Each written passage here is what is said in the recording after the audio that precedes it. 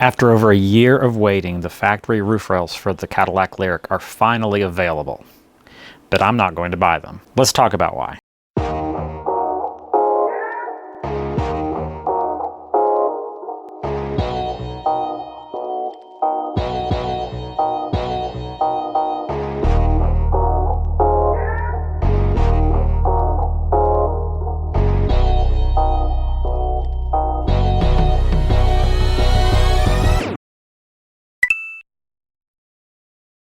Hey everybody, welcome back to the channel.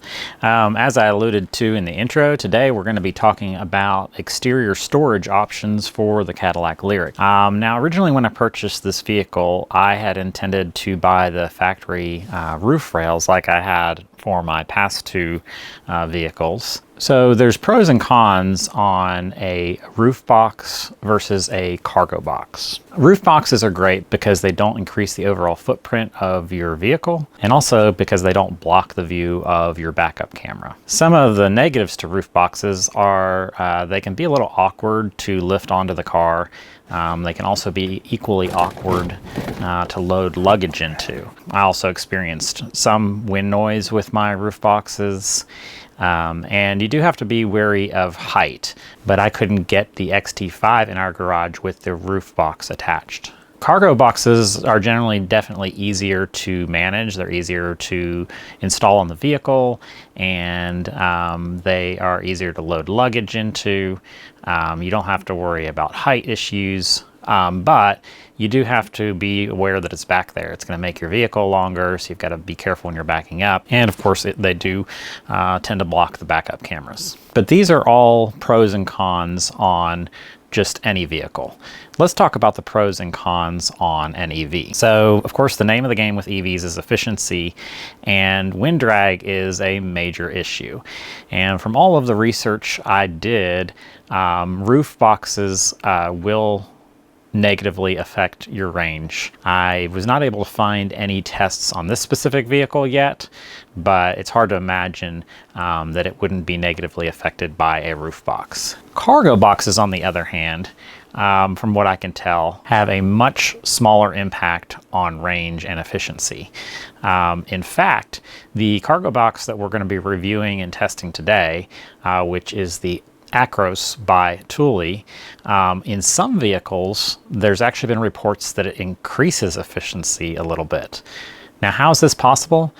Well, on some vehicles, just depending on the shape of the vehicle, the Acros cargo box actually serves to complete the teardrop shape of the vehicle. Now, will that be the case on the Cadillac LYRIQ?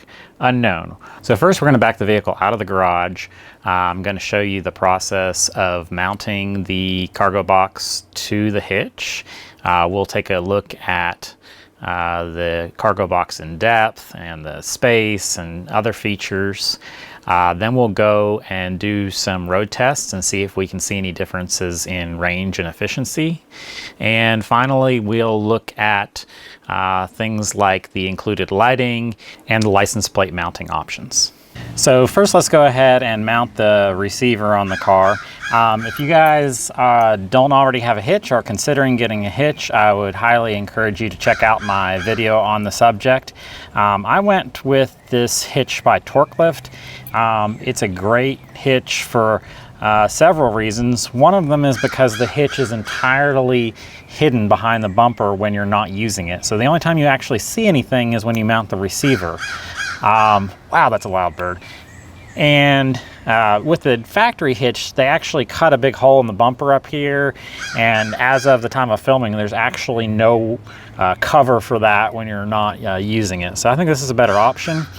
The receiver is entirely stainless steel, and this just slides up in here. It comes with a big bolt.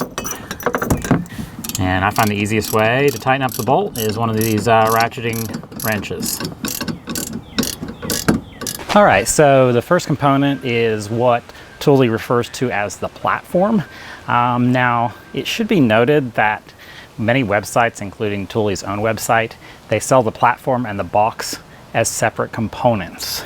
So you do have to be careful when you're ordering to make sure you're getting both. I really can't figure out why they're selling these separately.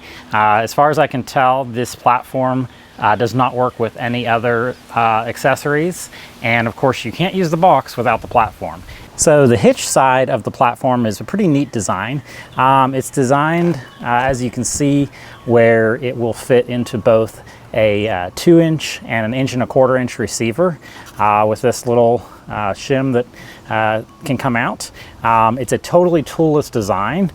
So we've got this little component that will lock into the hitch, which I'll show you in a minute, as well as a knob that basically expands this little metal piece into the hitch, which prevents it from wobbling. And this is locking, so you can lock it up. All right, so on these bars that the box sits on, you've got a threaded insert on each bar.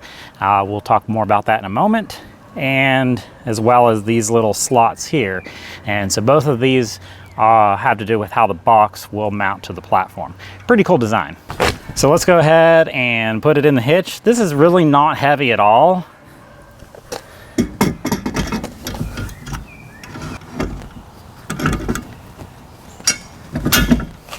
So now that it's in, we can go ahead and tighten it down.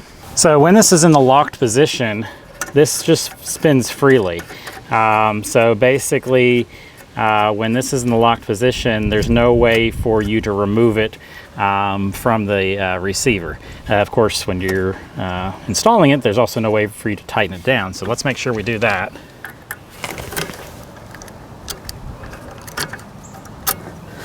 So now it's in the unlocked position. It should be noted it comes keyed to match the box. So you can use the same key for both this knob and the box itself. So now let's go ahead and tighten it down.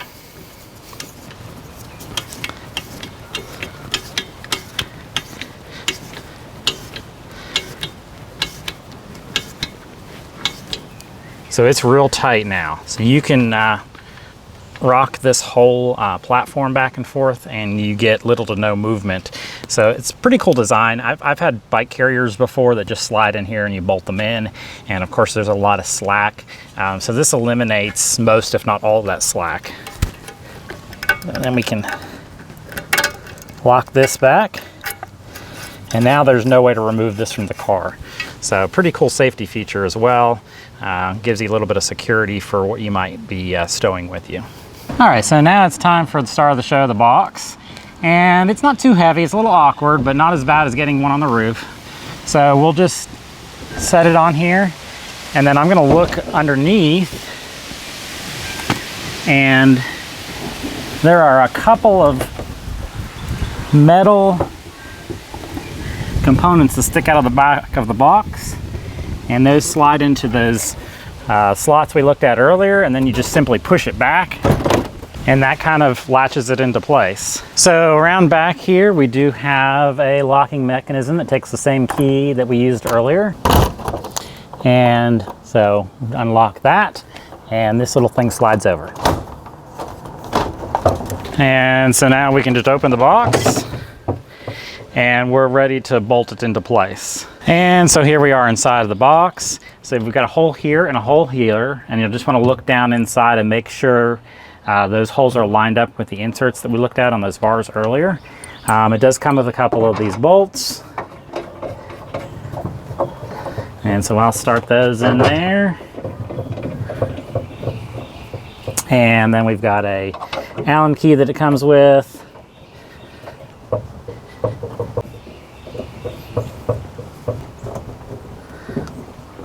Snug those down. And now that is part of the platform, so that's nice and sturdy. And so if you look closely, you'll notice we do have several tie-down locations throughout the box. So that's handy if you want to secure some smaller luggage. It even came with some straps. All right, so let's get this box closed up and answer the question everybody wants to know. And when you close it up, I found that it's, to get it to latch, if you'll press on the center and then on each side, or on each corner, until you hear that click, and then and only then will it let you lock it, which is good, so that you don't, there's no way you can possibly lock it without having it latched, which is a good safety feature.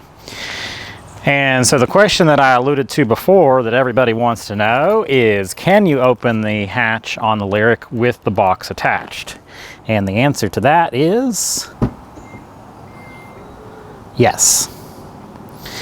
Now, you cannot open the hatch with the box attached and open. I did check that carefully earlier, and I had to quickly close the lid on the box in order to make sure that the hatch did not interfere with the box. So as long as it's closed, yes, you can get in and out of your hatch all day long, which is a great ability to have. So let's check just out of curiosity and see how much length we're adding to our vehicle here.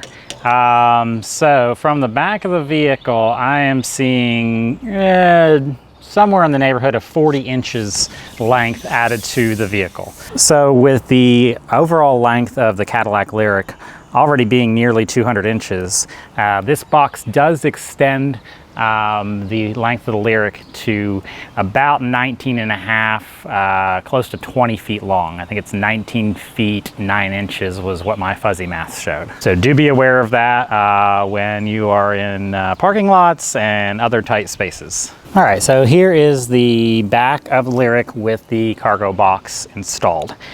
So we're going to talk about lighting a little bit later in the video, but let's talk about the license plate.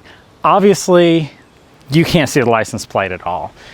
So on this vehicle, you definitely have to think about moving the license plate to the box to avoid getting a ticket or any unwanted attention from law enforcement. So let's briefly cover that. So what you're looking at here is the license plate bracket as it came mounted to the box.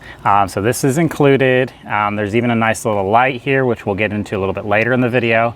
But if you're looking at this, there's something missing. There's no hardware for the license plate bracket. I looked through all the little baggies that came with it, and I just thought, man, I must be missing it.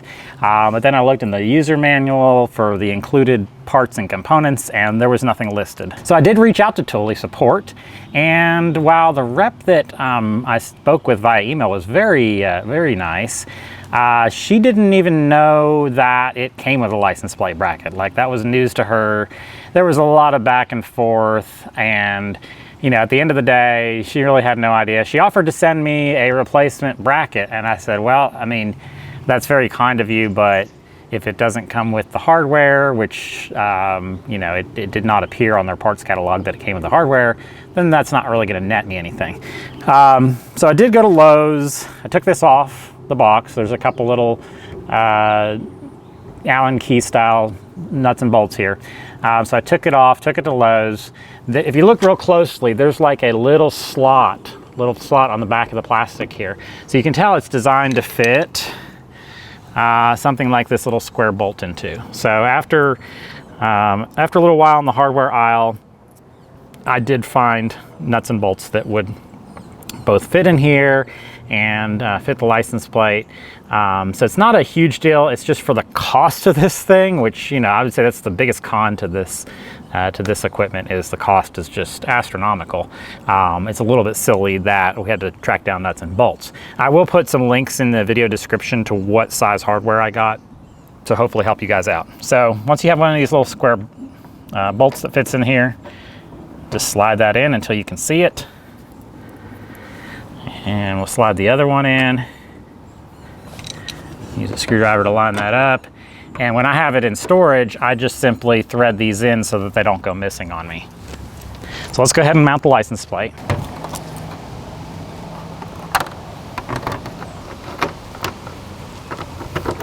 Now, there may be some vehicles where the vehicle's taller and this is not necessary to move this back. You can still see the license plate, but on the LYRIQ, it is absolutely a necessity to move your plate back here, in my opinion. So there we go. All right, so here we are inside the Cadillac LYRIQ, and so let's talk about visibility with the box on and show you what to expect. So side view mirrors, you don't know it's there at all. It does not really extend out past the sides of the vehicle. So yeah, there's no sign that that box is back there at all, which is both good and bad. And if we look in the rearview mirror when it's just in the regular mode, there again, there is no sign of it there at all. So then the question becomes, what if we use the rearview mirror camera, which is what I have mine personally set to just about all of the time, and you can't see the box at all, which in my opinion is good overall, because you know, I'll be able to go down the highway, see behind me and not have any visibility issues. Okay, before we go any further, let's talk about a setting you'll want to change in your LYRIQ with a cargo box attached.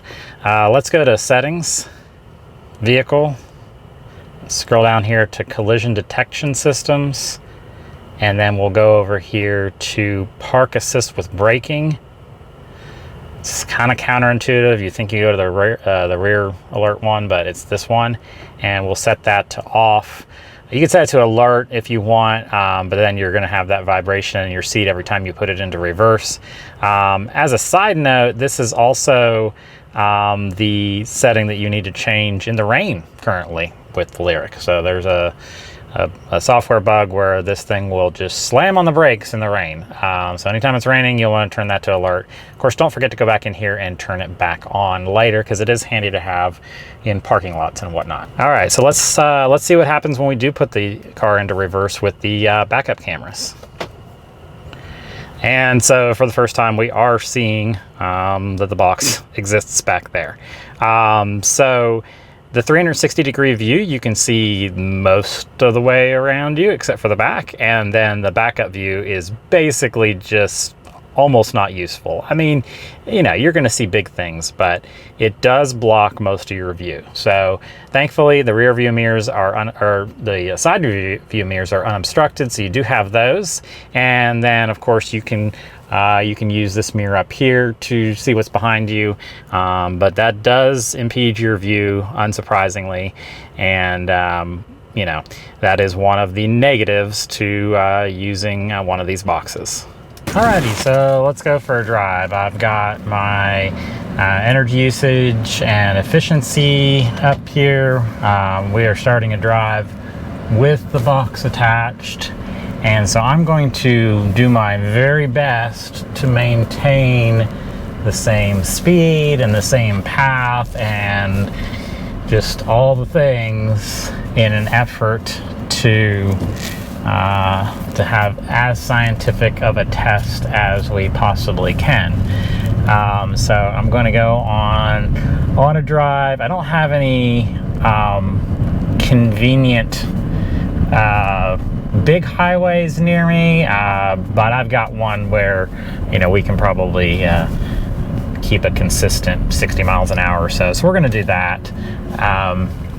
Obviously, your mileage may vary. If you're going 70 miles an hour, that might make some, well, that will definitely change the numbers some, but hopefully this will give us an idea if there's any noticeable difference. Now we do have a breeze going today, so, you know, we could have a little bit better testing conditions.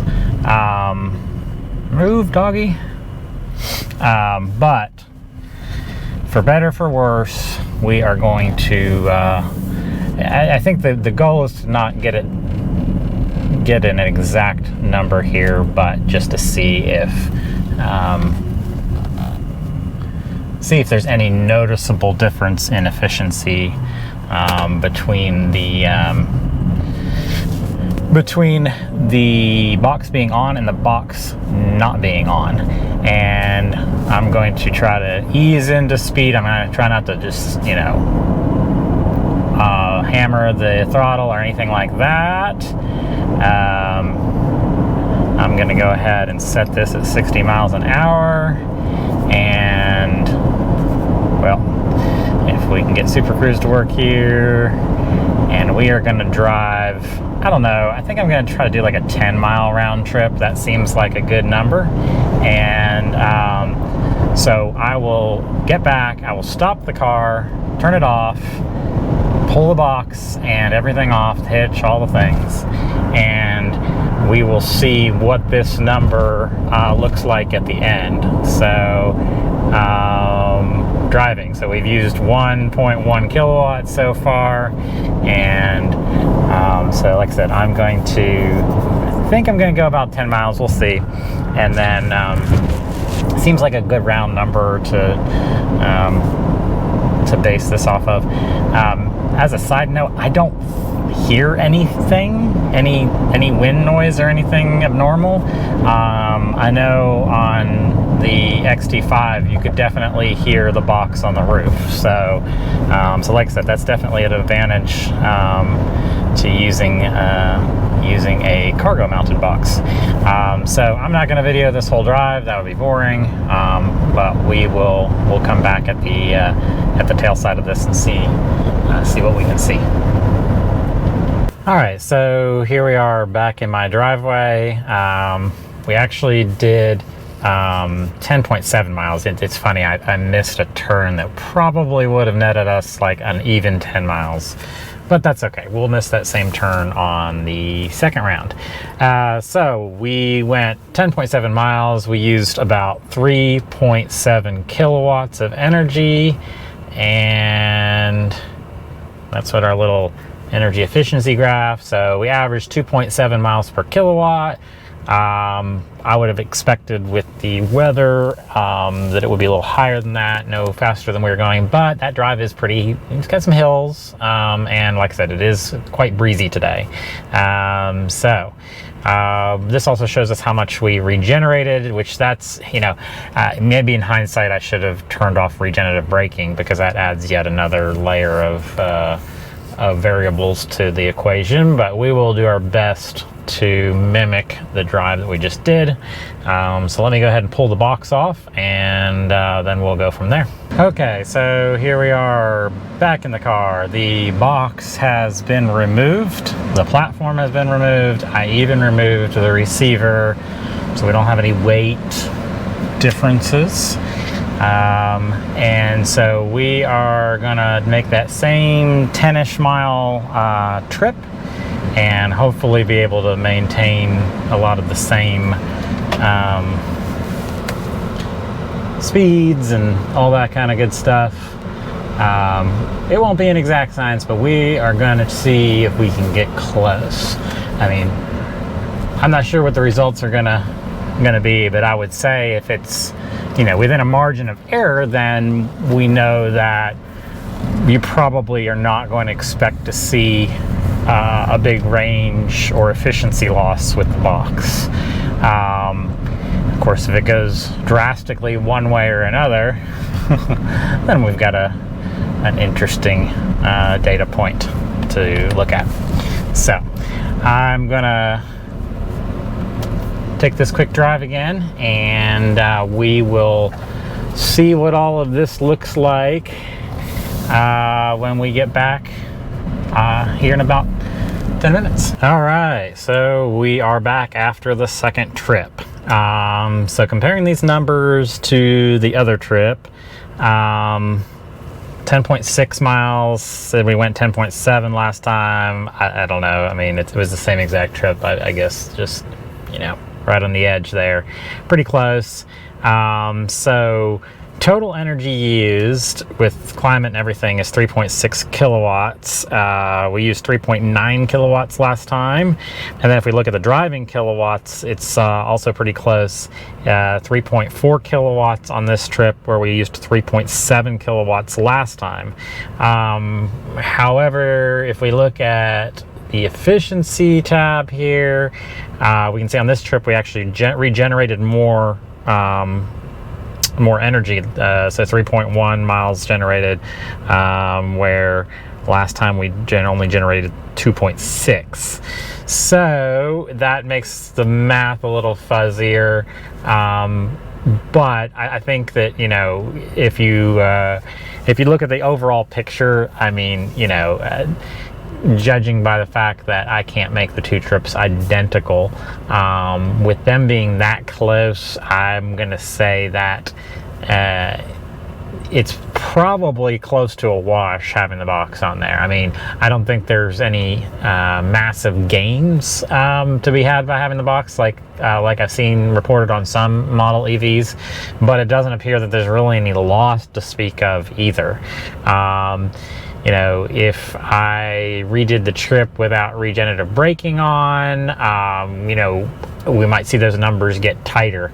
And you know, if I could if I could get the all the parameters exactly the same, like that second trip, there was a car in the passing lane that was going, you know, right at the speed limit some of the time, and I could not get around him. So there was a period of time where I probably wasn't using as much energy on the second trip as I was the first one, where it was a lot clearer. I mean, overall, I was able to, you know, to maintain. I was happy. There's one red light. I didn't hit it either direction on both trips, so we didn't have any differences there.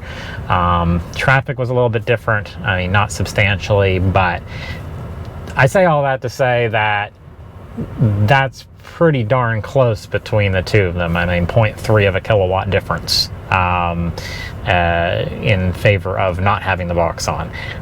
But again, that's a grain of salt there. I mean, more or less what I was looking for was any massive changes between the two of them. Now, if we did a 100-mile trip at 70 miles an hour, it might be a little easier to see those differences. But I think it's safe to say that you can comfortably go on road trips with this box and not expect any huge differences from your normal drive in the Cadillac LYRIQ anyway. All right, guys, I just couldn't help myself. I may not even include this in the video, depending on if it makes any measurable difference, but I feel like I remember reading somewhere that the temperature of your tires can make a difference in tests like these. So I'm just curious, if we run the with box test again, if we'll see those numbers tighten up any, since arguably when we ran the without test, the tires had already warmed up. I don't know, this is probably a waste of my time and yours, but I'm just real curious. I just want to throw some more data in the mix. I mean, arguably the best way to do this would be to run much longer, higher speed tests. But lanes change alert, interesting. Saw a message I'd never seen before. It said lane change limited by trailer. So that's cool. Apparently, I'm guessing that means Supercruise knows that it's back there and isn't going to do automatic lane changes. Anyway,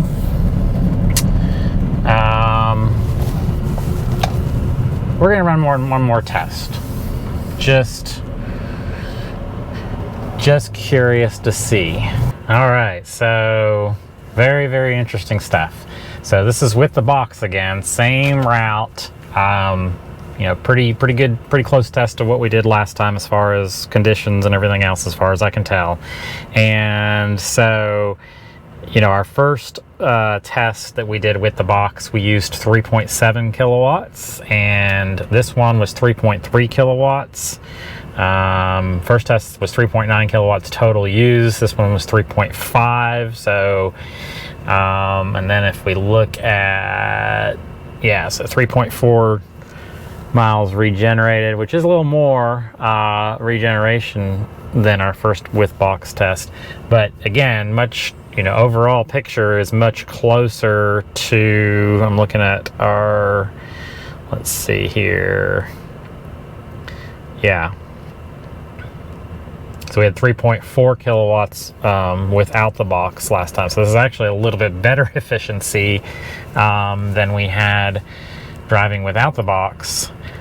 So, you know, I could rerun these tests over and over again, and I'm sure, you know, it's going to vary a little bit. I'm not going to run a second one without the box. I think this just kind of shows, you know, the first run it was a little bit less efficient with the box than it was without, and then this one is a little bit better with the box than without. So I think we're well within margin of error to say that it just doesn't make any difference, or any perceivable difference, whether you have the box back there or not, which is pretty cool, because I'm gonna guess, and I won't be running this test because I won't be purchasing crossbars for this vehicle, but I'm gonna guess if somebody does some tests, some efficiency and range tests with the bars, that you will see that difference, just because of changing the aerodynamics of the vehicle that much. So one other quick note, which was something I'd actually been wondering about and didn't know, Supercruise. Supercruise does work with the box back there. However, I saw a little message on the way out that said something about, auto lane change disabled due to trailer. So I mean, it knows something's back there. And when I had Supercruise running, I did try to initiate it. It never did take over and change lanes on its own. There was one time where it started to, and then it said, you're going to have to take control to change lanes. And I did the thing where I tried to initiate a lane change, and it said that you have to take over to make that change. So Supercruise, works except for the automatic lane change, but otherwise it's fine. It's doing the steering, it's doing the adaptive cruise control, all the other things seem to work just fine, but the automatic lane change does not work with the box back there, and presumably if you were towing a trailer. And that makes sense, because if you think about it, it has to be able to see behind you. I'm sure that the sensors that detect a vehicle coming up beside you are blocked by the box. So it has to be able to see quite a ways behind you to know if it's safe to make that turn. So that is something to keep in mind on your long trips, is that you'll be without that feature of Supercruise if you've got a box back there. And just real quick, at least in my case, if I pull up a little further than I normally would, I'm able to close my garage door, so I can get in and out of my garage and close the garage door, which is not the biggest deal, but it is nice. It is a nice advantage over the roof-mounted boxes that I can get in the garage. And finally, let's talk a little bit about the lighting on the Thule box. So as I mentioned earlier, we have a light over the license plate, and then we also have a couple of these are actually combination brake lights, running lights, and turn signals. So that's all built in. And normally when you would first get the box, the wiring harness for these lights comes down around the bottom. It's routed along the bottom of the box, and there's some excess wire in the back, and it is a normal trailer harness wiring plug. So you can see that here. That's just your standard 4-pin trailer harness. But you'll notice that mine is inside my box. And the reason for that is I rerouted it and pulled it back through this grommet here to store inside the box. And let's talk a little bit about trailer lights on the LYRIQ and lighting and why I did this. So if you have a all-wheel drive LYRIQ, you really don't have anything to worry about whether you have a hitch or not. So the all-wheel drive LYRIQs are provisioned for a hitch, even if you don't have one installed from the factory. They have what's called trailer prep, and what that means in part is that the wiring harness that is behind the rear bumper has a place to plug in a harness, a second harness that would then let you connect this. So if you have a all-wheel drive LYRIQ, you can simply order a special little wiring harness. It's plug and play, no splicing, and it will give you the other version of this, the female version of this, and you're good to go. You can use this as it was intended. I'll put the part number in the video description, and if that's the case, like I said, you you can just skip this part of the video probably. If you have a rear wheel drive LYRIQ like I do, you do not have that trailing prep, which means there's no pigtail on the harness for plugging in the other pigtail that this plugs into, if that makes sense. I found out the hard way, unfortunately, pulling the bottom cover off the bumper, and there is simply no place to plug in the wiring harness. Talked to a tech at the dealership who pretty much confirmed this. So for whatever reason on the rear wheel drive models, they omitted this part of the wiring harness. I don't know if it's a cost cutting measure or if they just really don't want to encourage trailering on the rear wheel drive models. So what does that mean for us that have the rear wheel drive models and want to do something like this? Now, you know, most people that have these cars probably are not going to tow a trailer, at least on the rear wheel drive models. Most people are going to be doing, you know, bike racks and things of that nature, or maybe these boxes. If you want to tow a trailer, then you're definitely going to have to get creative. I'm sure it can be done, but I really wouldn't want to be splicing into the factory harness on one of these vehicles. So let's talk a little bit about my solution and why I did it and how I did it. So here in a minute, I'm going to show you what the visibility looks like on the back of the LYRIQ with lighting in the dark when this box is installed. I determined after looking at it that it would be perfectly safe to not have all of these lights hooked up exactly as they were designed, because there's plenty of visible light on the LYRIQ on the rear of the vehicle over top of the box, and we'll get into that in a minute. But I was a little bit concerned primarily about the license plate and its visibility at night, and that got me thinking that if I could get this to light up, then we would get running lights on these red ones as well. So that would give a little more visibility to other drivers at night. Now, essentially, all you need is 12 volts on a certain pin on that harness to get this to light up and to get these to do the running lights, as they call them.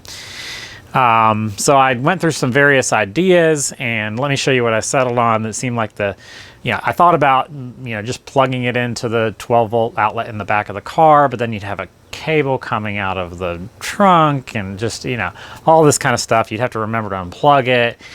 So let me show you the solution I came up with. So fairly inexpensively, you can buy the female version of this trailing plug on Amazon, just with the raw wires attached, and I think it was $7 or $8. I'll put a link in the description. So that gets us that side of the plug. So a lot of the newer, nicer power banks have a special type of USB-C port that might be marked PD for power delivery. And power delivery is a really cool technology. You can power things like and charge things like cell phones, but you can also power larger, more power-hungry devices like laptops. So power delivery, it can run at several different voltages. I believe the main ones are 5 volts, 12 volts, and I think 20. I'd have to look at the spec again. I don't remember. But you can see where I'm going with this. So you can hop on over to Amazon and buy what's called a trigger wire. And so what this is it looks like a standard USB-C cable, and it's got a special circuit in this end that when you plug it into a device that is capable of outputting power delivery, it says, hey, I want power delivery at 12 volts.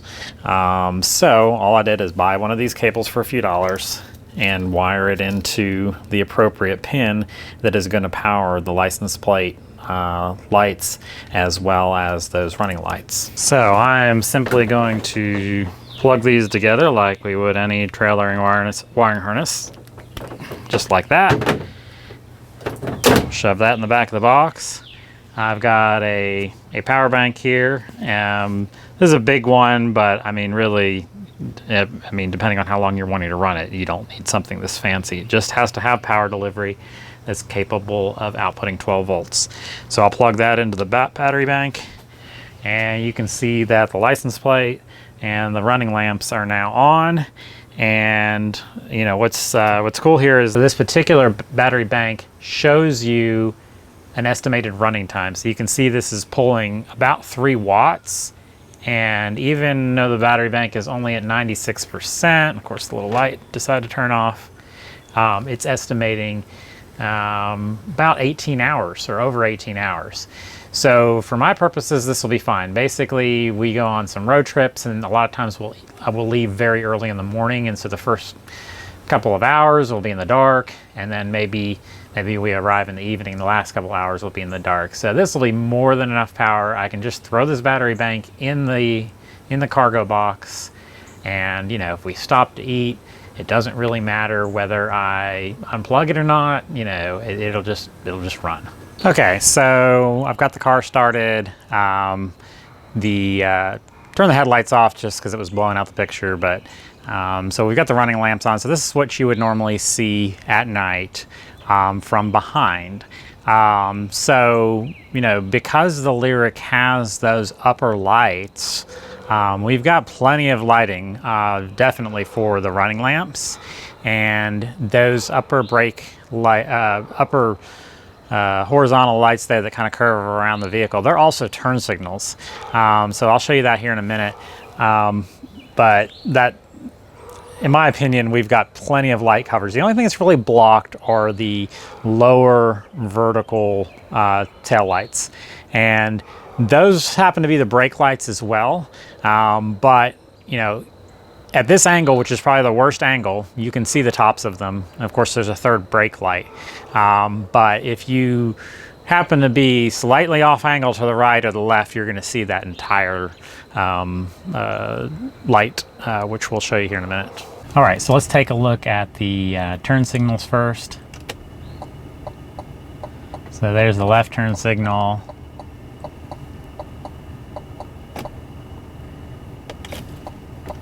And the right turn signal. And hazards.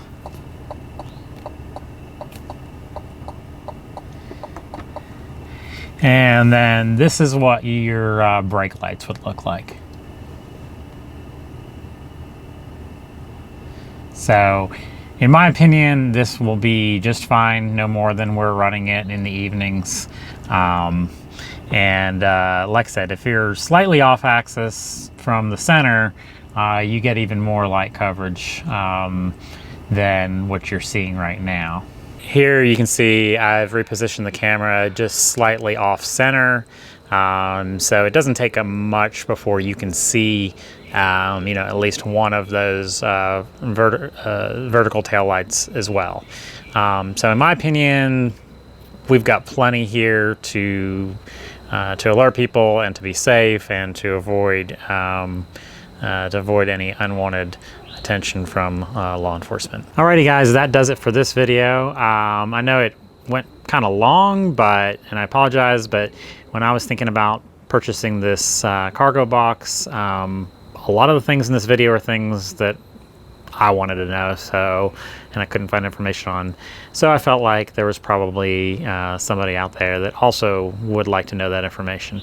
Hope it was informative and helpful. Overall, I give this Thule box a 9 out of 10.